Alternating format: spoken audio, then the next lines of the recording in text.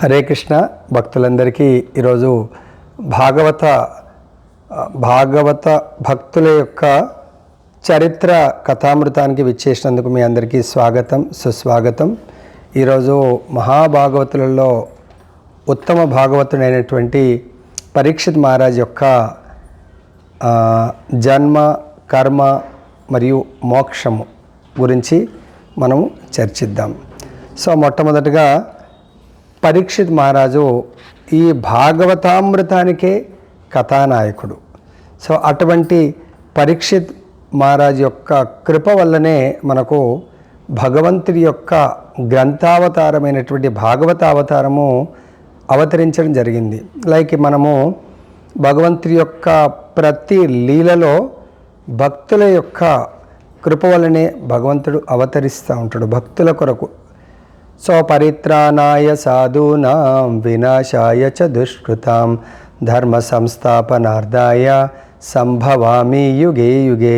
ప్రతి యుగంలో భగవంతుడు భక్తులకు సంతోషపెట్టడానికి, భక్తులను ఉద్ధరించడానికి కొరకు ముఖ్యమైన కారణం భగవంతుడి యొక్క అవతరణకు. సెకండ్ మళ్ళీ ధర్మాన్ని రక్షించడానికి కొరకు, అధర్మాన్ని నశింపజేయడానికి. మొట్టమొదటి రీజన్ అయితే భక్తులకు ఆనందాన్ని ఇవ్వడానికి కొరకు, భక్తులను రక్షించడానికి కొరకు భగవంతుడు అవతరిస్తూ ఉంటాడు. సో లైక్ మనం చూసినట్టయితే సత్యయుగంలో ప్రహ్లాద్ మహారాజు యొక్క రక్షణ కల్పించడానికి, ఆనందాన్ని ఇవ్వడానికి కొరకు భగవంతుడు అవతరిస్తారు. అదేవిధంగా త్రేతాయుగంలో రామచంద్రుడు ఏదైతే పూర్వము స్వయంభవ మనువు ఆయన తపస్సుకు వరదానాన్ని ఇవ్వడం జరిగింది. నేను త్రేతాయుగంలో నీకు సంతానం పుత్రుడికి జన్మిస్తానని. ఆ విధంగా రామచంద్రుడు దశరథుడు కౌసల్య దేవికి అవతరించడం జరిగింది. సో కృష్ణ భగవానుడు దేవకి వసుదేవుల యొక్క తపోఫలానికి ఆయన అవతరించి ఎన్నో లీలలు చేయడం జరిగింది. అదే ద్వాపరయుగం అంతంలో పరీక్షిత్ మహారాజు కొరకు భగవంతుడు గ్రంథావతారంలో పరీక్షిత్ మహారాజు మరియు శుకదేవ్ గోస్వామి యొక్క కృప వల్ల మనకు భగవంతుడు భాగవతామృతం రూపంలో అవతరించడం జరిగింది. సో ఇది పరీక్షిత్ మహారాజ్ యొక్క జన్మ గురించి మనము ఇప్పుడు ప్రారంభిద్దాం. సో మహాభారతం యుద్ధం అంతమైపోతున్నప్పుడు దాదాపుగా కౌరవులందరూ సంహరింపబడ్డారు. ఒక్క దుర్యోధనుడు మాత్రమే మిగిలాడు. అతను కూడా తన తొడలు విరిగిపోయి చాలా బాధలో ఉంటాడు. సో అతని బాధని ఉపశమనం కలిగించడానికి కొరకు అశ్వత్థామ ఏం చేస్తాడు మనందరికీ తెలుసు. సో ఉపపాండవులని నిద్రిస్తున్నటువంటి ఉపపాండవులను వాళ్ళ తలలు నరికి దుర్యోధనుడికి గిఫ్ట్గా ఇస్తాడు. సో అది చూసి పాండవులకు చాలా క్రోధం వస్తుంది. దుర్యోధనుడికి సంతోషం వస్తుందేమో అనుకుంటాడు, కానీ దుర్యోధనుడు ఇంకా సంతోషపడక బాధపడతాడు. అరే మా వంశం అయితే ఎట్లాగో నాశనం అయిపోయింది, మరి వాళ్ళు కూడా మా వంశమే, అనవసరంగా నువ్వు వాళ్ళ తలలు నరికేసావు అని చెప్పేసి బాధపడతాడు. సో అప్పుడు పాండవులకు చాలా క్రోధం వస్తుంది. కృష్ణుడు అర్జునుడు వెళ్ళి అశ్వత్థామని బంధించి తీసుకొద్దాం అనుకుంటే అశ్వత్థామ బ్రహ్మాస్త్రాన్ని వదులుతాడు. అప్పుడు అర్జునుడు కూడా దాన్ని ఉపసంహరించడానికి కొరకు కృష్ణుడి యొక్క సంరక్షణలో, కృష్ణుడి యొక్క ఆధ్వర్యంలో తను కూడా బ్రహ్మాస్త్రాన్ని వేసి దాన్ని ఉపసంహరింపజేసి అప్పుడు అశ్వత్థామని తీసుకొని రావడము. అప్పుడు అశ్వత్థామకు ఎటువంటి పనిష్మెంట్ ఇవ్వాలి, ఆయనని సంహరించాలా లేకుంటే ఏం చేయాలని ఆలోచించినప్పుడు ఆయనకు శేషఖండనము వెంట్రుకలంతా కూడా కట్ చేసి తలలో ఉన్నటువంటి మణిని తొలగించి వదిలేస్తారు. అతనికి మరణానికంటే కూడా గొప్ప అవమానంగా భావించి ఆ ప్రతీకార జ్వాలతో ఆయన ఉంటాడు. సో సమయం గురించి వెయిట్ చేస్తూ ఉన్నాడు, వీళ్ళ మీద ప్రతీకారం తీర్చుకోవాలని చెప్పేసి. అప్పుడు ఆయన సమయం ఆసన్నమైంది. అప్పుడు కృష్ణ భగవానుడు ఇంకా వీళ్లకు విజయం డిక్లేర్ అయిపోయింది. భగవంతుడు హస్తినాపురం నుంచి ద్వారక వెళ్ళబోతుంటాడు. అప్పుడు అశ్వత్థామ బ్రహ్మాస్త్రాన్ని మళ్ళీ వదులుతాడు. ఎవరి మీద? వీళ్ళకు ఒకగానొక సంతానం ఇంకా మిగిలి ఉన్నాడు, వీళ్ళ వంశోద్ధారకుడు, అది ఉత్తర గర్భాన. సో ఆ ఉత్తర గర్భాన్ని కూడా నశింపజేయడానికి కొరకు బ్రహ్మాస్త్రాన్ని వదిలినప్పుడు ఉత్తర ఎవరు? అభిమన్యుడి యొక్క భార్య. అభిమన్యుడు ఎవరు? అర్జునుడు సుభద్రుల యొక్క కుమారుడు. సో మిగతా అందరు సంహరింపబడ్డారు. ఉత్తర డైరెక్ట్గా కృష్ణ భగవానుడి దగ్గరికి పరిగెడుతుంది. ఎందుకు? ఆ కృష్ణ భగవానుడే భక్తజన రక్షకుడు. శ్రీకృష్ణ భగవానుడు స్పెషల్గా పాండవులకు రక్షకుడు. ఎందుకంటే మహాభారత యుద్ధము కౌరవులది యొక్క సైన్యాన్ని ఒక సముద్రంతో పోలుస్తూ ఉంటున్నట్టు. ఆ సముద్ర ఘోరమైన పెద్ద మహాసముద్రం, ఆ సాగరాన్ని పాండవులు దాటడానికి శ్రీకృష్ణ భగవానుడు నావికునిగా భగవంతుడు వీళ్ళకు సహాయాన్ని చేస్తూ వీళ్ళని ఆ సాగరాన్ని దాటిస్తాడు కృష్ణ భగవానుడు. సో కాబట్టి ఇక్కడ భగవంతుడు ముఖ్యమైన రోల్ ఏంటి? సాధువులను రక్షించడము, దుర్మార్గులను శిక్షించడము భగవంతుడు చేస్తూ ఉంటాడు. సో ఎప్పుడైతే ఆ బ్రహ్మాస్త్రాన్ని వదిలినప్పుడు ఉత్తర వెళ్ళి ఏమని ప్రార్థన చేస్తుంది? భగవంతుడి దగ్గరికి సమీపించి భయ విఫలయ్యి భక్త మందారుని ఆశ్రయించి దేవదేవ జగన్నాథ మహాయోగి నన్ను రక్షించు అంటే ఇక్కడ ఇంకా ముందుకెళ్ళి ఏమడుగుతుందంటే, ప్రభు నాకంటే కూడా నా గర్భంలో ఉన్నటువంటి ఈ వంశోద్ధారకుణ్ణి రక్షించు స్వామి అని చెప్పేసి ముఖలిత హస్తాలతో భగవంతుని ప్రార్థిస్తుంది. అప్పుడు భగవంతుడు సర్వజ్ఞుడు. ఏం జరుగుతుందో వేరే వాళ్ళకు ఏం అర్థం కాలేదు. ఆమె వేడుకుంటుంది ఏదో ఇది గొప్ప ప్రమాదము, అది గొప్ప ప్రమాదాన్ని నేను ఎక్స్పెక్ట్ చేస్తున్నాడు, నన్ను వచ్చి నా యొక్క గర్భాన్ని ఛేదిస్తూ ఉన్నట్టు అనిపిస్తుందంటే అప్పుడు కృష్ణుడు అర్థం చేసుకుంటాడు ఆమె యొక్క మనోవేదన. ఇమ్మీడియట్గా భగవంతుడు ఎప్పుడు కూడా దుష్ట దుర్మార్గం సంవరించాలన్నప్పుడు తన యొక్క ముఖ్యమైనటువంటి ఆయుధము సుదర్శనుని ఆహ్వానించి సుదర్శనుడితో చతుర్భుజ నారాయణుడి రూపంలో ఉత్తర గర్భంలో భగవంతుడు ఎంటర్ అవుతాడు. ఇక్కడ కూడా ఉన్నాడు, అంటే అంతర్బహిర్ భగవంతుడు ఇక్కడ కృష్ణుడిలాగానే ఉన్నాడు. కానీ ఆమె యొక్క కోరికను నెరవేర్చడం కొరకు ఇమ్మీడియట్గా భగవంతుడు ఉత్తర గర్భంలో ఎంటర్ అయిపోయి చతుర్భుజ నారాయణులాగా సుదర్శన చక్రంతో సహా వెళ్తాడు. కానీ లోపల వెళ్ళిన తర్వాత సుదర్శన చక్రాన్ని యూజ్ చేయడు. దేన్ని యూజ్ చేస్తాడు?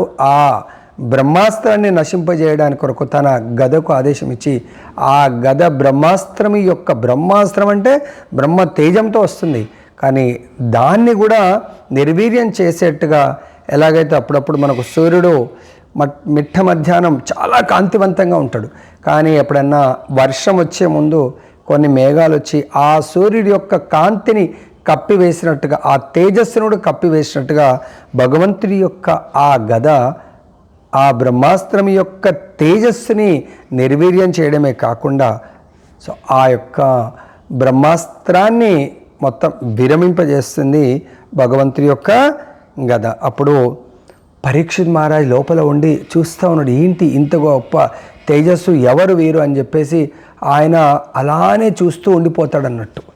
సో ఇమ్మీడియట్గా అలా ఎప్పుడైతే ఆ బ్రహ్మాస్త్రము విరమింపబడుతుందో అప్పుడు భగవంతుడు ఆ లోపల నుంచి మళ్ళీ బయట ఉన్నటువంటి కృష్ణ భగవానుడి లోపలికి ఆ చతుర్భుజ నారాయణుడు రావడం జరుగుతుంది. సో అది ఎవరికి తెలియదు, కేవలం ఉత్తరకు తెలుసు, పరీక్షిత్కి తెలుసు, కృష్ణ భగవానుడికి తెలుసు లోపల ఏం జరిగింది అని చెప్పేసి.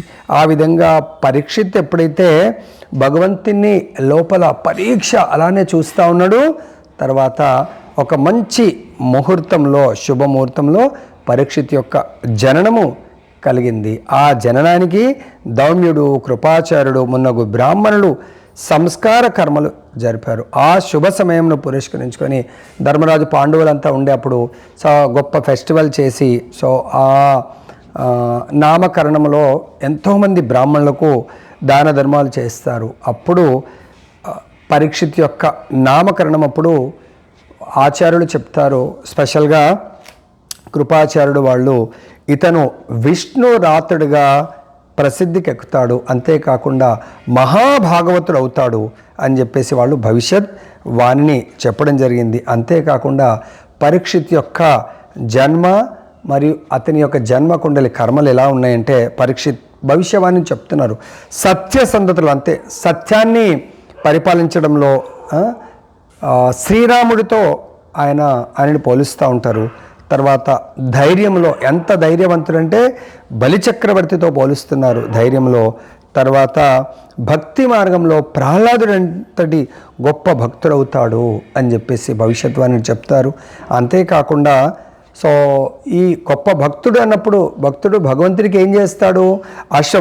అశ్వమేధ యజ్ఞాలు చేస్తాడు ఈ పరీక్షిత్ మహారాజ్ అని చెప్పేసి విష్ణురాత్రిని చెప్పడం జరిగింది. ఆ విధంగా ఆయన విష్ణురాతుడిగా ప్రసిద్ధికి ఎక్కుతాడు. దాని తర్వాత గర్భం నుంచి బయటకు జన్మమైపోయింది. ప్రతి ఒక్కరిని పరీక్షించి చూస్తూ ఉన్నాడంట. ఇతను నేను గర్భంలో మా తల్లి గర్భంలో ఏ దివ్యమంగళ స్వరూపాన్ని చూశానో అతనేనా? ప్రతి ఒక్కరిని అలా పరీక్షించి చూడడం వల్ల ఆయనకు పరీక్షిత్ అని చెప్పేసి పేరు రావడం జరిగింది. దాని తర్వాత పరీక్షిత్ మహారాజు వాళ్ళ తాతగారులైనటువంటి పంచపాండవుల యొక్క సమక్షంలో పెరిగి పెద్దయి ఆయన ఒకానొక సమయమున కృష్ణ భగవానుడు తన యొక్క లీల చాలించి వెళ్ళిపోయాడు అని ఎప్పుడైతే తెలిసిందో, సో వీళ్ళు పాండవులందరూ కూడా మహాప్రస్థానాన్ని చేయడానికి నిశ్చయించుకున్నారు. అప్పుడు పరీక్షిత్ మహారాజుకు ఆ రాజ్య పట్టాభిషేకాన్ని అప్పగించి వాళ్ళు వెళ్ళిపోవడం జరుగుతుంది. అప్పుడు పరీక్షిత్ మహారాజు ఉత్తరుని కుమార్తెను వివాహం ఆడుతాడు. వారి ద్వారా జన్మేజయుడు మరియు 4 పుత్రులను ఆయన పొందడం జరుగుతుంది. దాని తర్వాత పరీక్షిత్ మహారాజ్ చాలా అద్భుతంగా ధర్మపాలన రాజ్యాన్ని పరిపాలన చేస్తూ ఉంటాడు. ఆయన యొక్క రాజ్యంలో ప్రతి ఒక్కరు కూడా చాలా ఆనందంగా ఉంటారు.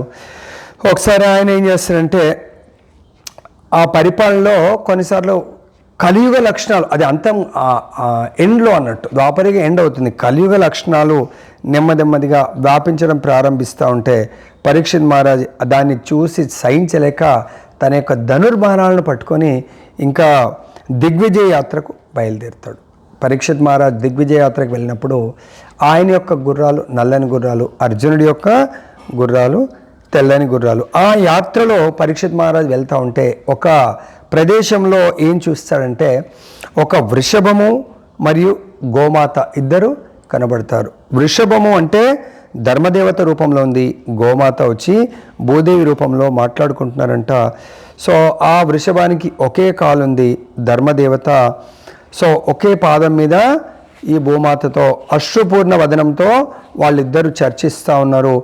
ఎప్పుడైతే కృష్ణుడి లీలలు పరిసమాప్తమై వెళ్ళిపోయాయో, సో ఇంకా ధర్మము 3 పాదాలు కోల్పోయి ఒకే పాదం మీద కొనసాగుతుంది అని చెప్పేసి వాళ్ళు చర్చిస్తూ ఉంటే ఇంత లోపల ఒక రాజు లాంటి వేషాధరణ ఉన్నటువంటి వాడు ఈ వృషభాన్ని తర్వాత గోమాతని కొట్టడము, ఆయన హింసించడం చూశాడు. అయితే ఇమ్మీడియట్గా ఆయన ఇంకా మనసు తరుక్కుపోయి అప్పుడు ఆ రాజు లాంటి వేషం ఉన్న వాడిని దండించడానికి తను సో తల్వార్ని తీసి శిక్షించడానికి వెళ్తుంటే అప్పుడు అతనికి అర్థమైంది, అరే ఇక్కడ పరీక్షిత్ మహారాజ్ ఇంత ధర్మాత్ముడైనటువంటి ఈ రాజుతో నేను పోరాడడం అసంభవము, అది ఆయన మీద గెలవటం అనేది నేను గెలవలేను అని నిశ్చయించుకొని ఇమ్మీడియట్గా తెలివితేటలతో పరీక్షిత్ మహారాజుకు శరణాగతి పొందుతాడు. ఎందుకంటే ఆయన ధర్మాత్ములు ఎవరైనా కూడా ఎవరైతే తన దగ్గరకు వచ్చి శరణాగతి పొందుతారో వాళ్ళని శిక్షించరు. అప్పుడు ఆయన శరణాగతి పొంది వేడుకుంటున్నాడు, ప్రభు దయచేసి నాకు మీ రాజ్యంలో ఎంతోమంది ఉంటున్నారు, నాకు కూడా కొద్దిగా చోటు ఇవ్వండి, మీరు ఎక్కడన్నా చోటు ఇవ్వండి అంటే ఆయన అంటాడు, నా రాజ్యంలో నీకు నేను చోటు ఇవ్వలేను. మరి చోటు ఇవ్వలేకపోతే నా ఈ సృష్టి కూడా నేను కూడా ఈ సృష్టిలో భాగం, మరి ఎక్కడో ఒక దగ్గర ఈ పోనీ మీ రాజ్యం అంటే చిన్నది కాదు, భూమండలం అంతా కూడా మీ రాజ్యమే, కాబట్టి నేను మీరు వద్దు అంటే ఎక్కడ ఉండగలను, కాబట్టి ఎక్కడో ఒక దగ్గర ఇవ్వండి అంటే అప్పుడు ఆయనకు ఏ స్థానాలు ఇస్తారంటే 4 స్థానాలు ఇవ్వడం జరిగింది. ఏంటది? జూదము, సురాపానము, వ్యభిచారము, తర్వాత పశువధ జరిగేటువంటి ఈ 4 స్థానాలను ఆయన కల్పిస్తాడు. కానీ ఆ రోజుల్లో ఈ 4 ప్రదేశాలు ఆయనకు ఎక్కడ కనబడలేదన్నట్టు. ప్రభు మీరు ఇచ్చారు కానీ నాకు ఆ ప్రదేశమే కనబడట్లేదు, ఇంకొక స్థానం ఏదన్నా ఇవ్వండి అంటే అది బంగారము, అధికమైనటువంటి బంగారం ఎక్కడ ఉంటుందో అక్కడ ఉండండి అని చెప్పేసి ఆయనకు ఆ కలిపురుషుడికి ఇవ్వడం జరుగుతుంది. ఎప్పుడైతే అలా కలిపురుషుడిని బంధించి చాలా కంట్రోల్ చేసినప్పుడు మళ్ళీ వృషభానికి 3 పాదాలు వస్తాయి, మళ్ళీ వాళ్ళిద్దరు కూడా ఆనందంగా జీవిస్తూ ఉంటారు. అక్కడి నుంచి పరీక్షిత్ మహారాజ్ తిరిగి మళ్ళీ వెళ్ళిపోతాడు. అప్పుడు ఆయన అలా ధర్మ పరిపాలన చేస్తూ ఒకరోజు రాజులు ఉన్నప్పుడు అడవికి వేటకు వెళ్తూ ఉంటారు. ఒకరోజు అడవికి పరీక్షిత్ మహారాజ్ వేటకు వెళ్ళి చాలా జంతువుల్ని సంవరించి చాలా అలసిపోతాడు. అలసిపోయి ఆయన దాహం వేస్తూ ఉంటే ఒక ఆశ్రమానికి వెళుతాడు. అది ఋషి శృంగి ఆశ్రమము. సో ఋషి శృంగి ఆశ్రమానికి వెళ్ళినప్పుడు ఆ ఋషి శృంగి అతను తపస్సు శమికముని ఆశ్రమం. అది శమికముని తపస్సు చేస్తూ ఉంటాడు. కోర్స్ వాళ్ళ కుమారుడి పేరే శృంగి. సో ఆశ్రమంలో ఆయన తపస్సు ధ్యానంలో ఉంటాడు. వెతుక్కుంటూ ఆ శమిక ఋషి ఆశ్రమానికి వెళ్ళినప్పుడు ఆ ధ్యానంలో ఉన్నాడు కాబట్టి రాజుగారిని పట్టించుకోలేదు. కానీ రాజుగారు చాలా అలసిపోయాడు. ఆ అలసట్లో ఆయన ఎక్స్పెక్ట్ చేస్తుంది ఏంది, ఆ ఋషి తనను ఆహ్వానించి కొద్దిగా అట్లీస్ట్ తన దాహాన్ని తీరుస్తాడేమో అని. కానీ ఆయన ఉలకలేదు, పలకలేదు. సో కాబట్టి ఆయన కోపం వచ్చేసి అక్కడే ఒక మృత కళేబరమైనటువంటి ఒక పాము పడి ఉంది, సర్పము. దాన్ని తీసి శమిక ఋషి మెడలో వేసి ఆయన తిరిగి ప్రయాణం చేస్తాడు.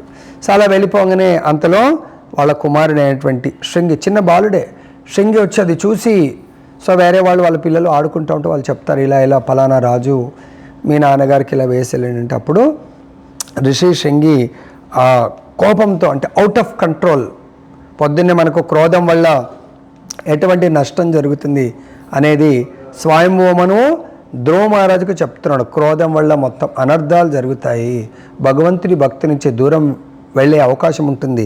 కానీ ఆయన తన తండ్రి మోహంలో ఏం చేస్తాడు, ఇమ్మీడియట్గా ఎవరైతే నా తండ్రి మెడలో సర్పాన్ని వేశారో వాళ్ళు ఈ రోజు నుంచి 7వ రోజు తక్షక నాగు యొక్క కాటు వల్ల మరణిస్తారు అని ఆయన శపిస్తాడు. సో ఇక్కడ ఏమైంది, పరీక్షిత్ యొక్క జననము మనం నేర్చుకున్నాము. తర్వాత పరీక్షిత్ యొక్క కర్మ, దివ్యమైనటువంటి కర్మల గురించి మనము తెలుసుకున్నాము. ఇప్పుడు మనం పరీక్షిత్ యొక్క మోక్షము అనేది మనం తెలుసుకుందాం. ఎప్పుడైతే మహాభాగవతుడైనటువంటి పరీక్షిత్ మహారాజుకు ఈ వార్త తెలిసిందో, ఫలానా ఋషి యొక్క కుమారుడు ఋషి శృంగి నేను శపించాడంటే, ఇంత కూడా ఆల్రెడీ ఆ కర్మ చేసి, అంటే ఒక ఋషి యొక్క ముని యొక్క మెడలో చెయ్యకూడనటువంటి కర్మ చేసి వెళ్తుంటే ఆయనకి ఎంతో బాధతో వెళ్తున్నాడు అన్నట్టు. అది ఏంటి, నేను అలా చేసి ఉండాల్సింది కాదు అని. సో ఆ బాధ ఆయనని హృదయాన్ని తొలుస్తూ ఉంది, చాలా బాధతో ఉంటే ఎప్పుడైతే ఈ వార్త విన్నాడో చాలా ఆనందభరితుడు అవుతాడంట.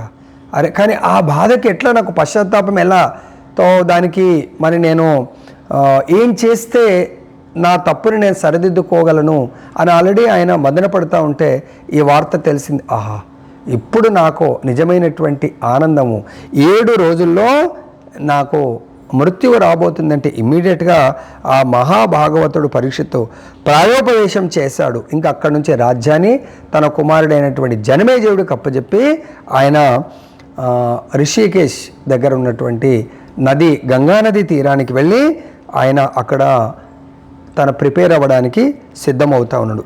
ఆ వార్త విని దేశ విదేశాలు, ప్రపంచం మొత్తం నుంచి కూడా సాధువులు, సంతులు, దాంట్లో గొప్ప గొప్ప ఋషి మునులు, అత్రి, చవనుడు, భృగువు, వశిష్ఠుడు, పరాశరుడు, విశ్వామిత్రుడు, దేవర్షి నారదుడు, సాక్షాత్ వ్యాసదేవుడు వారిలో ఉన్నారు. వీళ్ళందరూ కూడా రాజులు, దేవర్షులు అక్కడికి వచ్చారు. ఈవెన్ దేవతలందరూ కూడా అక్కడికి. అసలు ఈ సిచ్యువేషన్ ఫస్ట్ టైం ఏంటి, ఎలా ఆయన ఈ గొప్ప విపత్తు నుంచి బయటపడగలుగుతాడు, సో చూద్దామని చెప్పేసి అందరూ కూడా అక్కడికి రావడం జరిగింది.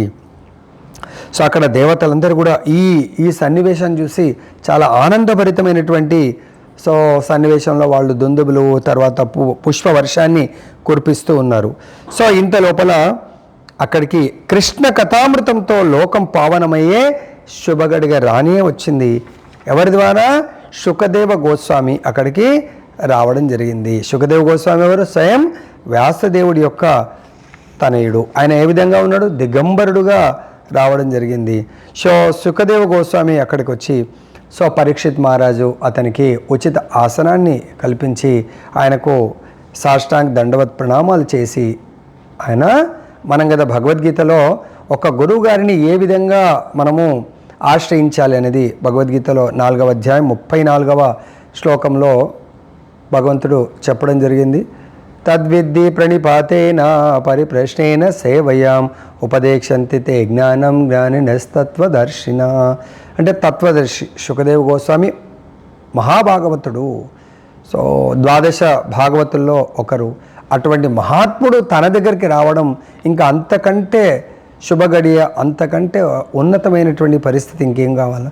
సో కాబట్టి అతనికి సాష్టాంగ దండవత్ ప్రణామాలు చేసి శుకదేవ గోస్వామికి అడుగుతున్నారు, ప్రభు మరణమాసన్నమై ఉన్నవాడు చేయవలసిందేంటో వివరింపుమని మొదటి ప్రశ్నతో భాగవత ప్రశ్నోత్తరాలు ప్రారంభమైంది. అప్పుడు భాగవత కథ ఉదయం జరిగింది. అంటే మనం భగవంతుడు అవతరిస్తాడు, ఇక్కడ భాగవత రూప భగవంతుడు అక్కడ ఈ ప్రశ్న ద్వారా అవతరించడం జరిగింది. ఇంకా అప్పటి నుంచి భాగవతం రేయింబవలు 7 రోజులు 7 పగళ్ళు కంటిన్యూస్గా పరీక్షిత్ మహారాజ్ అడుగుతూ ఉన్నారు.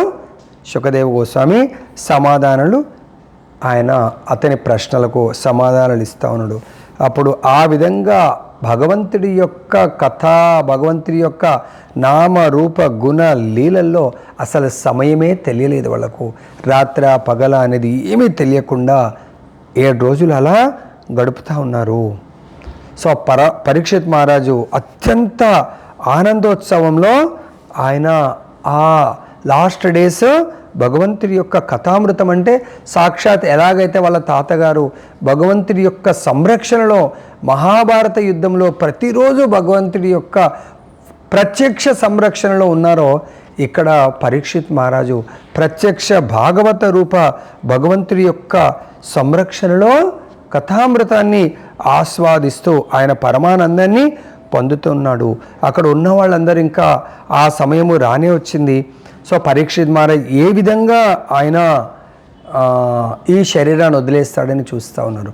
ఫైనల్గా 12 స్కందాల రూపంలో 9 స్కందాలు మొత్తం భగవంతుడి లీలలు, భగవంతుడి యొక్క అవతారాలు, భక్తుల అవతారాలు చెప్పారు. తర్వాత 10వ స్కందంలో కంప్లీట్గా భగవంతుడి యొక్క లీలలను శుకదేవ గోస్వామి బోధించడం జరిగింది. ఆ లీలలు విన్న తర్వాత పరీక్షిత్ మహారాజ్ ఇంకా వైకుంఠ వాతావరణంలోకి, అక్కడ వాతావరణం అంతా కూడా వైకుంఠ వాతావరణంగా మారిపోయింది. ఎప్పుడైతే సంపూర్ణ భాగవతాన్ని పరీక్షిత్ మహారాజ్ శుకదేవ గోస్వామి ద్వారా శ్రవణం చేశారో, అప్పుడు తను ఆ శుకదేవ గోస్వామికి సాష్టాంగ దండవత్ ప్రణామాలు, భాగవత శ్రవణాన్ని పూర్తి చేసిన తర్వాత శుకదేవ గోస్వామి పాద పద్మాలకు నమస్కరించి తనకు నెక్స్ట్ ఇంకా ఏమి చెయ్యాలి, ఇంకా లాస్ట్ అంతిమ సమయంలో అని శుకదేవ గోస్వామిని అడగటము. శుకదేవ గోస్వామి, సో ఈ యొక్క శ్రవణమైతే చేశావు, భగవంతుడి యొక్క స్మరణ, మనం కథ శ్రవణ కీర్తన తర్వాత నెక్స్ట్ వచ్చేది నవవిధ భక్తుల్లో స్మరణ. అప్పుడు ఆ శుకదేవ గోస్వామి పరీక్షిత్ మహారాజ్కి ఇటువంటి ఆదేశాలు ఇచ్చి తను అక్కడి నుంచి వెళ్ళిపోవడం జరిగింది. అప్పుడు పరీక్షిత్ మహారాజు అక్కడ భగవంతుడి యొక్క సంపూర్ణ ధ్యానంలో పూర్ణ సంహితమైన భాగవతాన్ని వినిన తర్వాత ఆయనకి ఇక్కడ మృత్యు అనే భయం మొత్తం తొలగిపోయింది. ఎందుకు? భగవంతుడు సాక్షాత్ అక్కడ అవతరించిన తర్వాత, భాగవత రూప అవతరణ జరిగిన తర్వాత ఇంకా మృత్యు అనే భయం ఎవరికి ఉంటుందండి? ఎవరికి ఉండదు.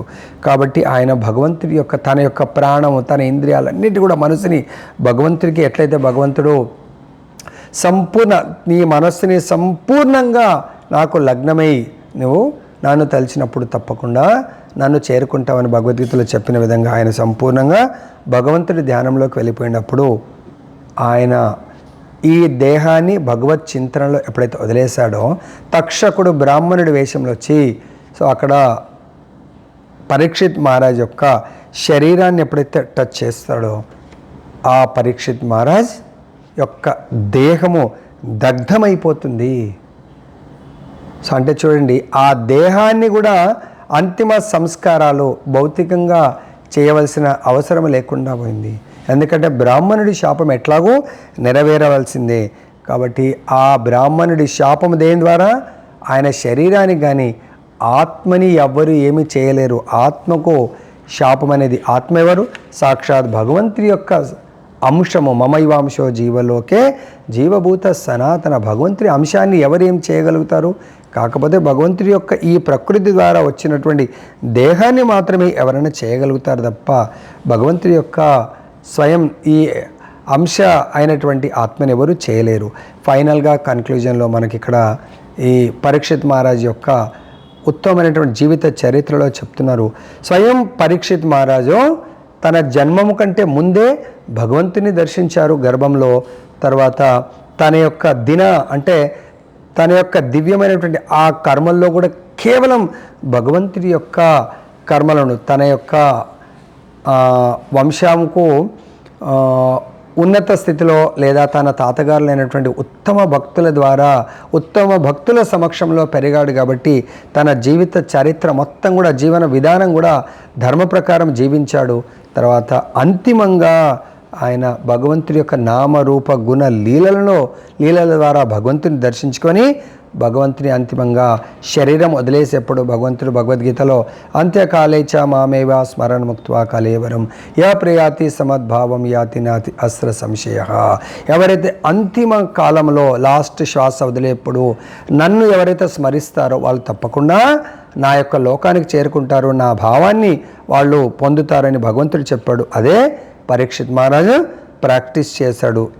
కాబట్టి మనందరం కూడా దీని ద్వారా తెలుసుకోవాల్సింది ఏంటంటే మన జన్మ అయితే మనకు తెలియదు, అట్లీస్ట్ ఇప్పుడు కర్మలు. సో ఇటువంటి ఉత్తమ ఆచారుల యొక్క కర్మలు వాళ్ళ యొక్క దినచర్యను మనము అర్థం చేసుకొని మనం కూడా ఆ విధంగా మన యొక్క దినచర్యను ఏర్పాటు చేసుకొని పరీక్షిత్ మహారాజ్ ఏ విధంగా అయితే శరీరాన్ని వదిలేయడానికి దాన్నే మన మృత్యు అంటూ ప్రిపేర్ అయ్యారో ఆయనకైతే లాస్ట్కు అవతరించాడు. మనకైతే మొదటి నుంచి మనకు పుట్టక ముందు నుంచే భాగవతం ఉంది, భగవద్గీత ఉంది. కాబట్టి దయచేసి ఇప్పటికైనా మనం మన ఆచార్యుల ద్వారా నిత్యం భాగవత సేవయాం. సో మనం నిత్యం భాగవత సేవ ఎవరైతే చేస్తారో వాళ్ళకు తప్పకుండా భగవత్ ప్రాప్తి దొరుకుతుంది. సో ఈ యొక్క పరీక్షిత్ మహారాజ్ చరిత్ర మీకు ఒకవేళ నచ్చినట్టుంటే దయచేసి ఈ ఛానల్లో మీరు శ్రద్ధగా మళ్ళీ ఒకసారి వినండి. నచ్చితే దాన్ని లైక్ చేయండి. తర్వాత మీరు దాన్ని ఇప్పటివరకు ఒకవేళ ఈ ఛానల్ని సబ్స్క్రైబ్ చేయకుంటే సబ్స్క్రైబ్ చేయండి. తర్వాత మీకు దీంట్లో ఏ పార్ట్ నచ్చింది ఏంటనేది కామెంట్స్లో కూడా రాయండి. తర్వాత మీకు నచ్చితే ఇతరులకు కూడా దాన్ని షేర్ చేయాలని మిమ్మల్ని ప్రార్థిస్తూ ముగిస్తున్నాను. హరే కృష్ణ కృష్ణ కృష్ణ హరే హరే, హరే రామ రామ రామ హరే హరే. హరే కృష్ణ.